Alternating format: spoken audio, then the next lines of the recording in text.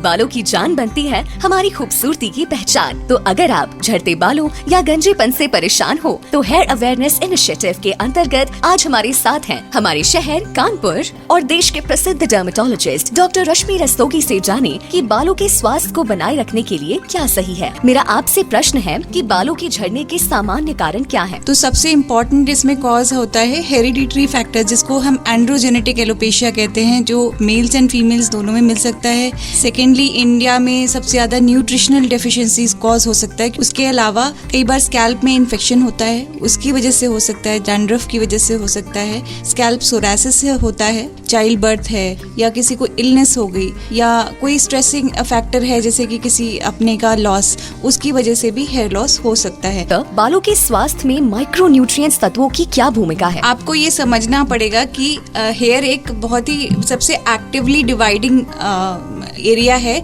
जहाँ पे बहुत सारी एक्टिविटी चल रही है। तो वहाँ पे एक इनटेक बहुत सारा चाहिए। आपको अच्छा प्रोटीन चाहिए, माइक्रोन्यूट्रिएंट्स में मिनरल्स, विटामिन सारे बहुत ज़रूरत है, क्योंकि हेयर एक एक्टिवली डिवाइडिंग सेल है। यदि आप वो नहीं देंगे तो हेयर फॉल होगा ही। कुछ एलिमेंट्स बहुत इंपॉर्टेंट हैं जैसे कि आयरन, कैल्शियम, मैग्नीशियम, जिंक, ये हेयर हेल्थ में बहुत इंपॉर्टेंट है। डॉक्टर, बालों के झड़ने के लिए कौन से चिकित्सा उपचार उपलब्ध है? आजकल गुड न्यूज है कि there are many options available. यदि आप चाहें तो बहुत सारी चीजें ट्रीटमेंट हो सकती है। सबसे पहले तो लगाने की बहुत सारी चीजें हैं।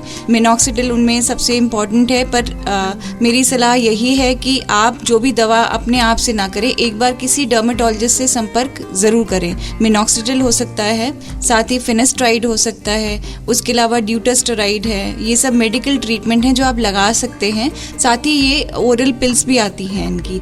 डॉक्टर, क्या किसी व्यक्ति की जीवन शैली बालों के झड़ने में भूमिका निभा सकती है? लाइफस्टाइल फैक्टर्स बहुत इंपॉर्टेंट रोल प्ले करते हैं। ये सेकंड मोस्ट इम्पोर्टेंट कॉज है हेयर लॉस का, और ये दो ढंग से काम करता है। एक तो ये हेयर लॉस खुद क्रिएट करता है, दूसरा जो जेनेटिक फैक्टर्स हैं उनको इन्हांस कर देता है और हेयर थिनिंग जल्दी फास्ट होने लगती है।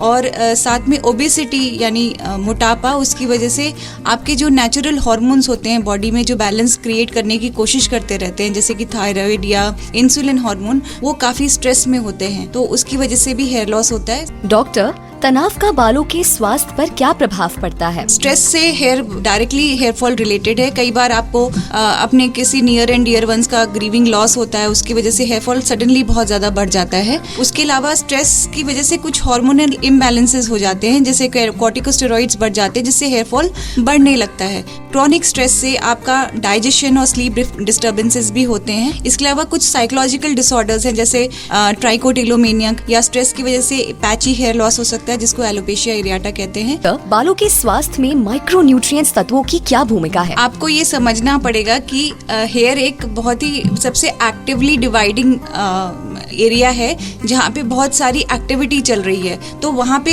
एक इनटेक बहुत सारा चाहिए। आपको अच्छा प्रोटीन चाहिए, माइक्रोन्यूट्रिएंट्स में मिनरल्स, विटामिन सारे बहुत जरूरत है, क्योंकि हेयर एक एक्टिवली डिवाइडिंग सेल है। यदि आप वो नहीं देंगे तो हेयर फॉल होगा ही। कुछ एलिमेंट्स बहुत इंपॉर्टेंट हैं जैसे कि आयरन, कैल्शियम, मैग्नीशियम, जिंक, ये हेयर हेल्थ में बहुत इंपॉर्टेंट है। डॉक्टर, बालों के झड़ने के लिए कौन से चिकित्सा उपचार उपलब्ध है? आजकल गुड न्यूज है कि there are many options available. यदि आप चाहें तो बहुत सारी चीजें ट्रीटमेंट हो सकती है। सबसे पहले तो लगाने की बहुत सारी चीजें हैं। मिनॉक्सिडिल उनमें सबसे इम्पोर्टेंट है, पर मेरी सलाह यही है कि आप जो भी दवा अपने आप से ना करें, एक बार किसी डर्मेटोलॉजिस्ट से संपर्क जरूर करें। मिनॉक्सिडिल हो सकता है, साथ ही फिनेस्ट्राइड हो सकता है, उसके अलावा ड्यूटास्टेरॉइड है। ये सब मेडिकल ट्रीटमेंट हैं जो आप लगा सकते हैं। साथ ही ये ओरल पिल्स भी आती हैं इनकी। डॉक्टर, तनाव का बालों के स्वास्थ्य पर क्या प्रभाव पड़ता है? स्ट्रेस से hair directly hair fall related है। कई बार आपको अपने किसी नियर एंड डियर वंस का ग्रीविंग लॉस होता है, उसकी वजह से हेयर फॉल सडनली बहुत ज्यादा बढ़ जाता है। उसके अलावा स्ट्रेस की वजह से कुछ हार्मोनल इम्बैलेंसेस हो जाते हैं, जैसे कॉर्टिकोस्टेरॉइड्स बढ़ जाते हैं, जिससे हेयर फॉल बढ़ने लगता है। क्रॉनिक स्ट्रेस से आपका डाइजेशन और स्लीप डिस्टर्बेंसेस भी होते हैं। इसके अलावा कुछ साइकोलॉजिकल डिसऑर्डर्स हैं जैसे ट्राइकोटिलोमेनिया या स्ट्रेस की वजह से पैची हेयर लॉस हो सकता है, जिसको एलोपेशिया एरियाटा कहते हैं। धन्यवाद डॉक्टर रश्मि रस्तोगी। लिसनर्स, आप डॉक्टर रश्मि रस्तोगी से परामर्श लेने के लिए उनके क्लिनिक या हॉस्पिटल में मिल सकते हैं।